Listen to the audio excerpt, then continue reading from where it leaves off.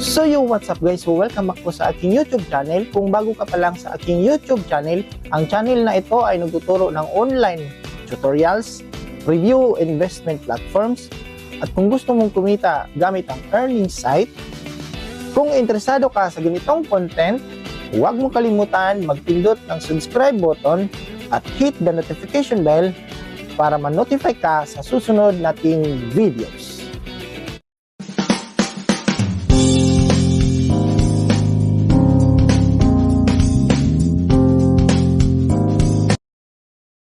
Disclaimer: this channel does not promote or encourage any illegal activities. All contents provided by this channel is meant for educational purpose only.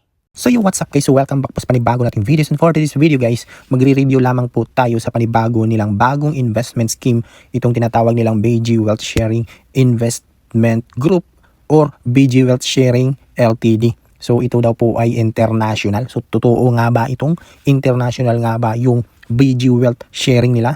So dito makikita nyo guys dito sa ating screen na hindi po available yung sinasabi nilang international na investment scheme. Kasi makikita nyo dito sa ating screen record na may nakalagay na sorry, you have been blocked. You are unable to access this website. Isa lang po ibig sabihin nito guys, hindi po accessible yung website nila sa ibang bansa. So as of now, tinatarget po nila yung bansa na madali nilang maloko. Like for example, lamang itong bansang Pilipinas.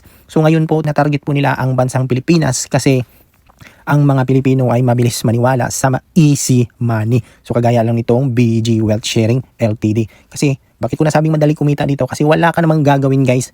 So i-check natin yung website nila na kung saan dito sila kumikita. So tingnan natin guys yung laman ng kanilang website.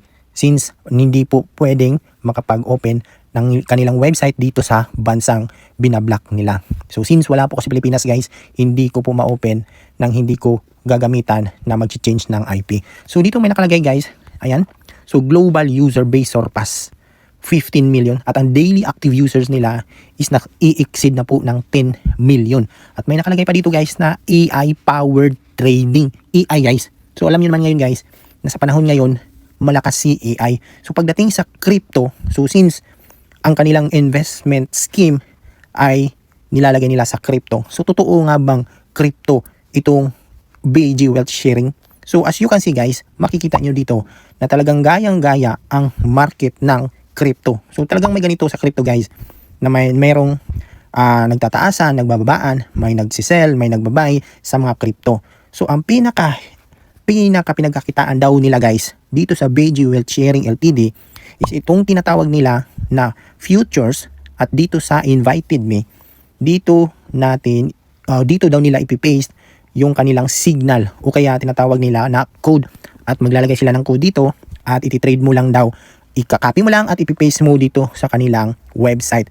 So ang tanong lang dito guys, legit nga ba itong website nila or talagang nagtatago lang sila sa likod ng crypto? So dito guys sa kanilang pinaka-official website, may nakalagay dito na BG Wealth Sharing Investment Group. Isa daw itong blockchain technology, digital currency trading, contract trading, sharing economy, at diretso tayo sa pinakababa guys, dito tayo na yung ibang tao dito nagagandahan. Kasi sino ba hindi nagagandahan guys? BG Wealth Sharing Investment Group founded by Stephen Bird in 2018. So totoo nga bang 2018 pa ito inano ni Stephen Bird? So sino nga ba ito si Stephen Bird? So isa ba siyang sikat na tao? So try nyo i-search sa Facebook or anumang social media kung makikita nyo si Stephen Bird. So dito may nakalagay na 2018. So i-check nga natin guys kung totoo nga bang 2018 na ba nagsimula yung kanilang investment. Dito guys, i-check natin yung domain nila, yung official domain nila guys ha. Check natin ha. Pwede din kayong mag-search kung ano yung sinearch ko guys. Pwede nyo po yung i-search mismo. Kayo po mismo makasaksi. So dito may nakalagay yung domain nila guys is registered on November 17th, 2025. Or sa madaling salita, 3 months pa lang or 98 days yung official website nila na kung saan doon po nilalagay nila yung information.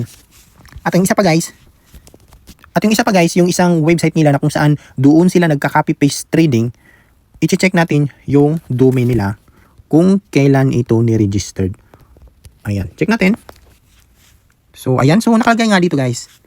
This domain was registered on October 3rd, 2025. Or sa madaling salita, 140 days. 143 days.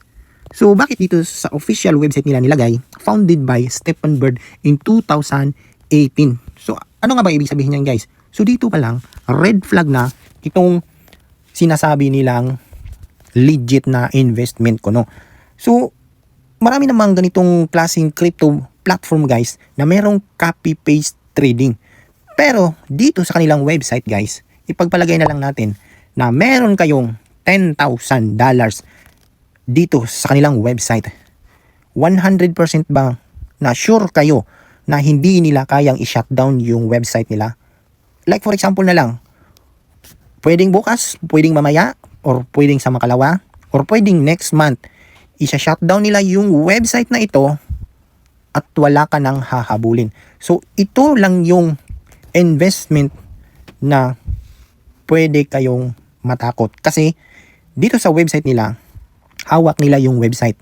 So, anytime guys, pwede nilang i-shutdown yung website at hindi mo na makukuha yung pera na pinag-ipunan mo na nilagay mo dito.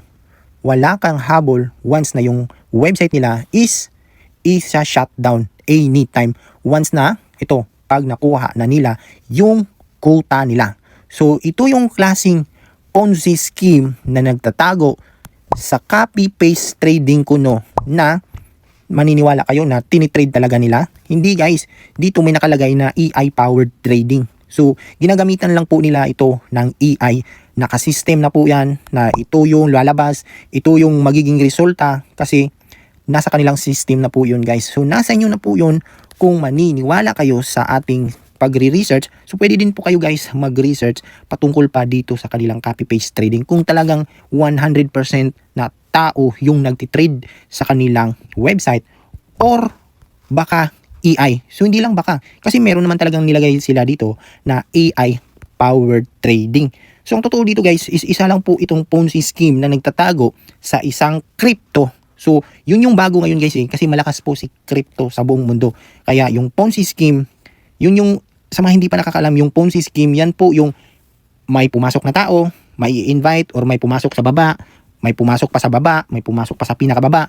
Kumbaga, may mga leveling yan guys. Level 1, level 2, level 3. May mga ganyang klaseng Ponzi scheme. So, kumbaga yung pera mo kapag nilagay mo dito, yan yung mga wini-withdraw na mga taong nakapag-withdraw na. So, yun po yung klaseng Ponzi scheme guys sa mga hindi pa nakakaalam. So, nasa inyo pa rin po guys kung maniniwala kayo sa sinabi ko or kung gusto nyong ipagpatuloy yung pag-i-invest nyo dito sa BG Wealth Sharing. Pero sa akin lang guys, masasabi ko, hindi ako sure sa ganitong investment. Kasi sa ganitong investment guys, hindi po siya magtatagal. So, para sa akin, red flag po si BG Wealth Sharing Ltd. At isa pa dyan guys, yung website nila is hindi po kapangalan ng kanilang company or kung tinatawag natin yung company ba, yung BG Wealth Sharing nila. So, dapat yung website nila is parehas din sa kanilang company. Pero, hindi. Napaka red flag talaga ng kanilang website guys. At hindi lang yan guys, nag-iiba yung kanilang website. So, doon pa lang guys, napaka red flag na ng kanilang investment scheme or tinatawag nating Ponzi scheme. Nagtatago lang sa isang crypto na nagka-copy-paste kuno ng code para nagtitrade. So, hindi naman talaga tao nagtrade dyan guys, kundi nilalagay lang nila yan sa kanilang system at AI-powered trading na. So, walang tao dyan guys na nagtitrade kagaya sa ibang crypto platform na meron talagang taong nagtitrade. So, dito sa kanilang website, AI-powered trading. So, nasa inyo kung maniniwala kayo sa akin o hindi. Basta sa akin guys, base sa aking pagre-research, ang kanilang platform ay isa lang din itong Ponzi scheme. So, mag-ingat lang po kayo. So, nasa inyo pa rin po kung gusto po kayong mag-take risk sa ganitong scheme.